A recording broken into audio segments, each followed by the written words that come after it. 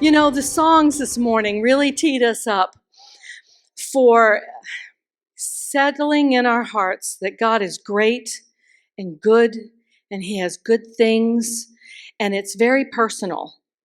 They're for you. They're for you.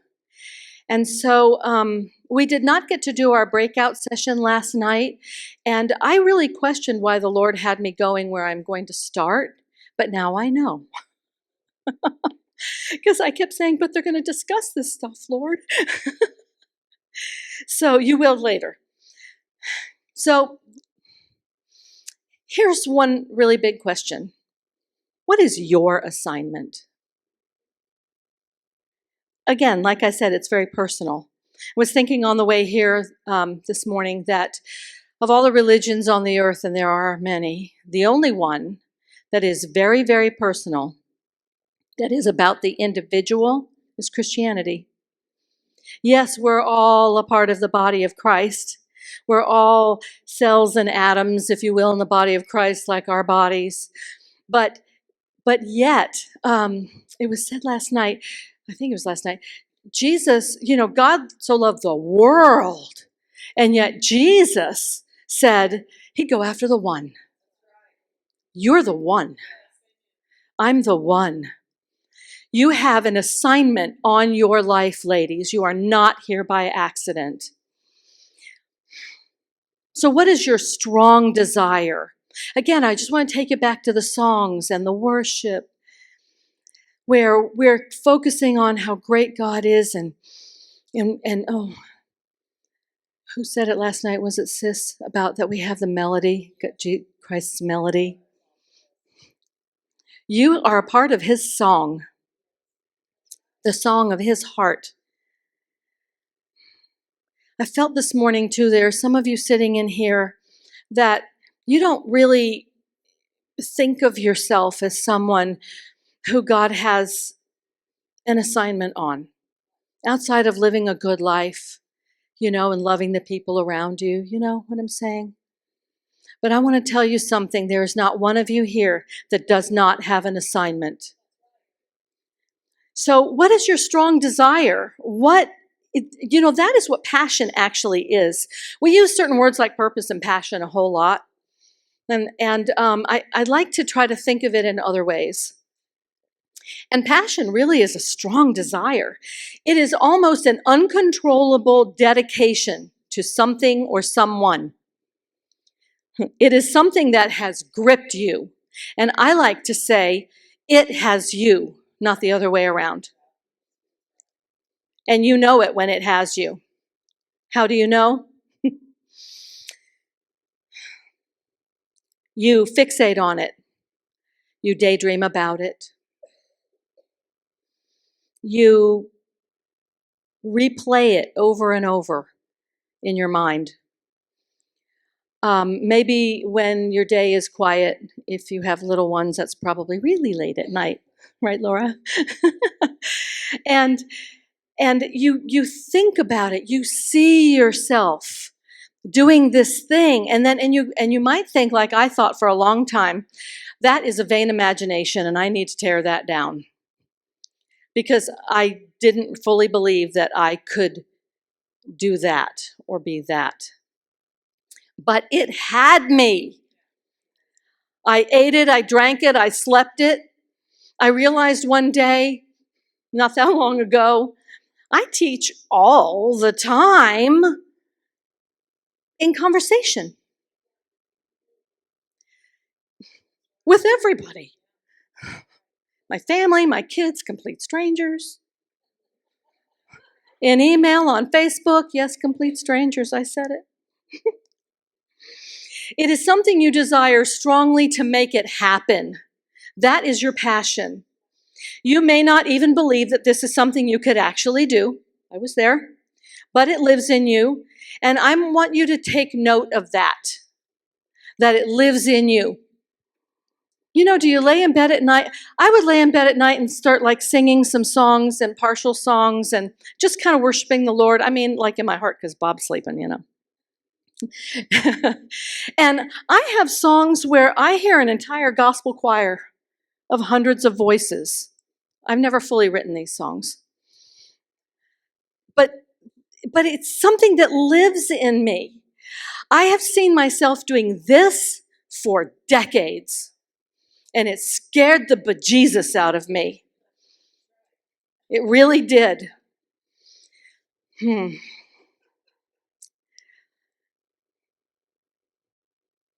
So I was sitting at lunch, how many years ago? 4 maybe, with my pastor, Judy Joe, who is here this morning and will be speaking later. Don't leave. Don't leave. Trust me. With a couple of other people, maybe 2 or 3 other people, and it was one of their birthdays. Do you remember this? And so I asked the question of the birthday girl, what is the thing that you see yourself doing that you haven't done? But you see yourself doing it. And she answered the question, and then she's a friend of mine. She turned it right back around on me and asked me the question. I couldn't answer because I was crying so hard. I couldn't gather myself. And they sat there and they waited. And they said, it's okay. They waited for me to compose myself so I could speak this thing I'd never said out loud to anyone about what I saw in my heart. I so disbelieved it was for me. I so disbelieved that I was capable of it, or that somehow God wanted me to do it. Is this resonating at all with some of you? I had just gotten to a point where sometimes I say the dream I had in my heart had been put on a back burner, and then it got to a point where it wasn't even in the house anymore. It could not be for me to do, and I didn't know how I would ever do it or step into it. And so through my tears, I told them that I want to speak in women's ministry and teach. I see myself teaching. And they were so gracious. There was something powerful about saying the words out loud. You have to let your own ears hear it. And that is what we're doing today, right now, Betsy. Mm-hmm. Yeah, physical expression. Mobilize, babes.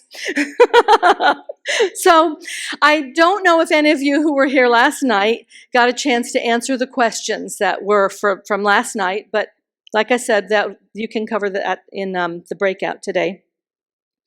But those questions are designed to help you to clarify and to begin to narrow down the answer to those questions. Ooh, Cecilia, will you get me that gift bag that's underneath my chair?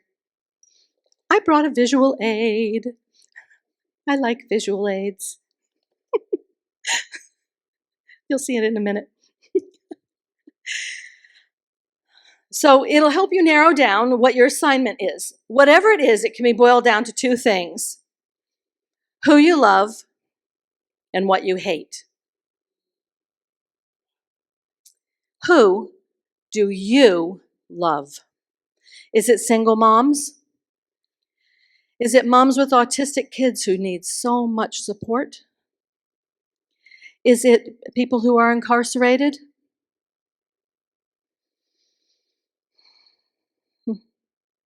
Is it sex-trafficked children?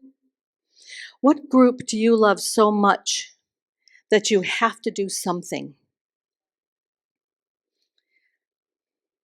Maybe it's foster kids. We have a lady here who helps kids who have aged out of the foster care system. They need somewhere to go so they don't end up on the street, so they aren't prostituted and drug addicted, so they can learn some life skills. Beth, go visit her table. Charla, go visit her table. She's doing an amazing work with women incarcerated, and I have done jail ministry. And God moves there. It was kind of like what Brittany said last night about the orphans and God's heart for the orphans, and how he moves in massive ways to meet their needs. He does the same thing with people that are incarcerated and they're just at the bottom of their lives, and he wants to rebuild them. He wants to restore them. He wants to remake their whole lives so they come out different. So who do you love? Identify it and get specific. Narrow it down as much as you can. You will refine it over time, but keep working to narrow it down. I've been narrowing this thing I had in my heart down for quite a while.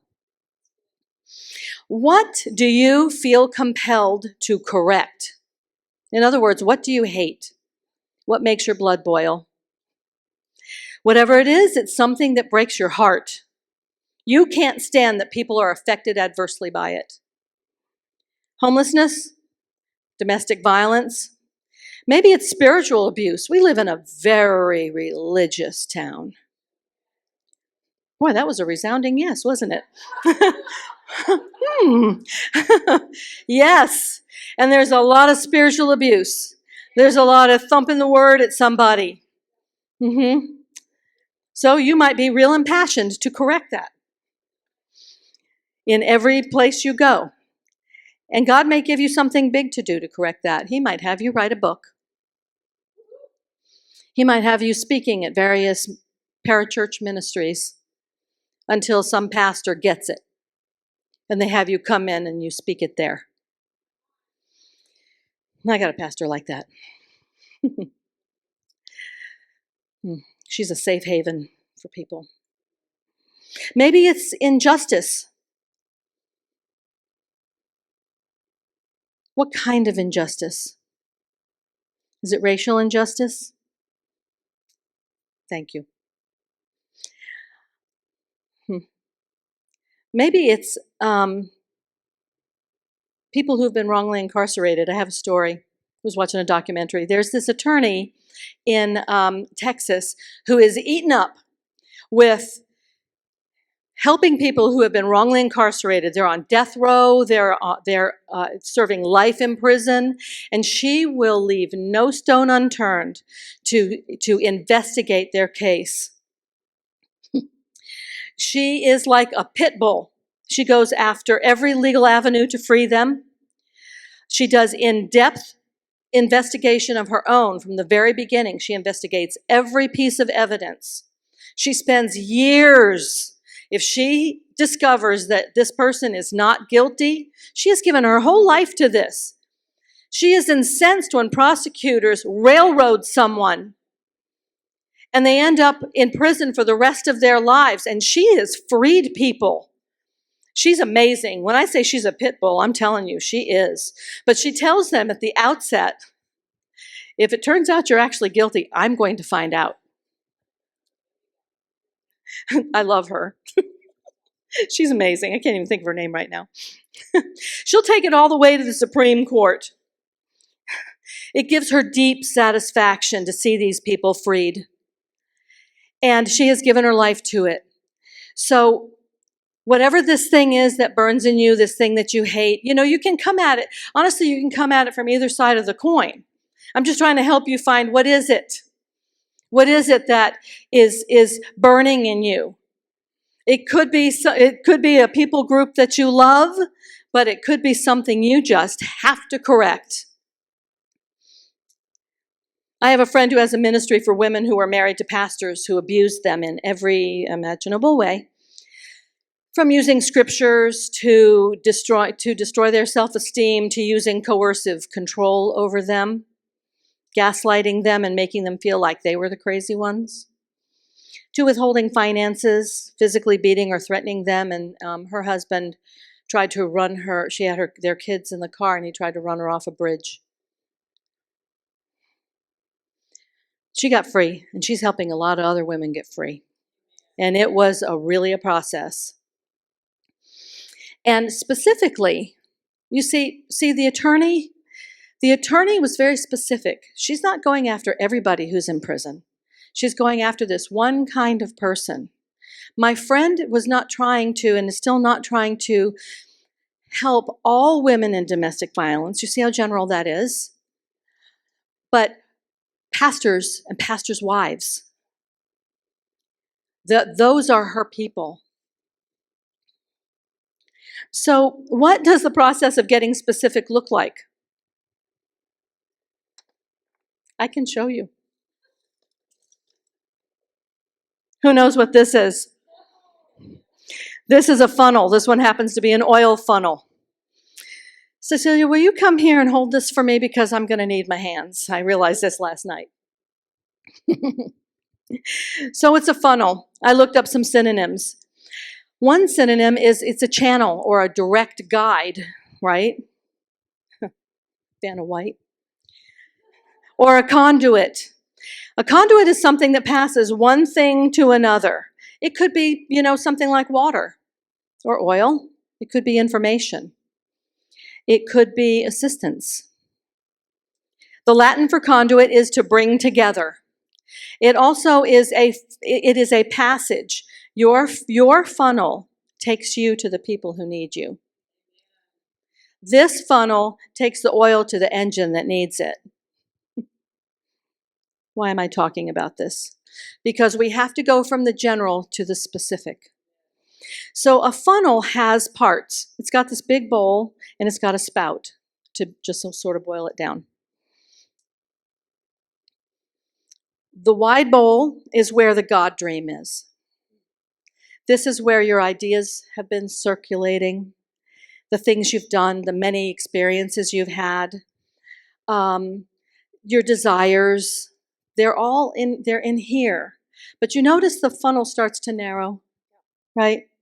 And it gets narrower and narrower and narrower until it reaches the spout. So what you're doing is you're taking all of these things that have been swirling here that you're wanting to do, and you're narrowing it down. You're getting more and more specific because the spout is created to take the ingredients to exactly where they need to be to do the most good. That's so good. Charla got really specific. Beth Reinwald got really specific. She's not helping every kid. She's helping specific ones. Brittany, who spoke last night, is very specific. Orphans, right? So your assignment gets refined as it funnels. And it funnels down, and this is where clarity happens. The more what's been swirling in here. For me, it was lots of things. Like I sing, I love music, I want to write songs that are doctrinally accurate, and Cecilia knows how burned up I am with that. She said to me years ago, you need a co-writer, because I'll have a verse, but I'll have nothing else. Or I'll have a chorus and I'll have nothing else. I think I've written one complete song over the years. Because I'm a teacher. So is that specifically what I'm supposed to do? It was in there. It's part of the ingredients, but I had to get this to narrow down. And when it narrowed down, I got really clear. And what happens with clarity is confidence. Your confidence rises. I know who I am. I know what I'm supposed to be doing. You are my people. This is what I'm supposed to be doing. And I knew when we started this that I would do this for the rest of my life.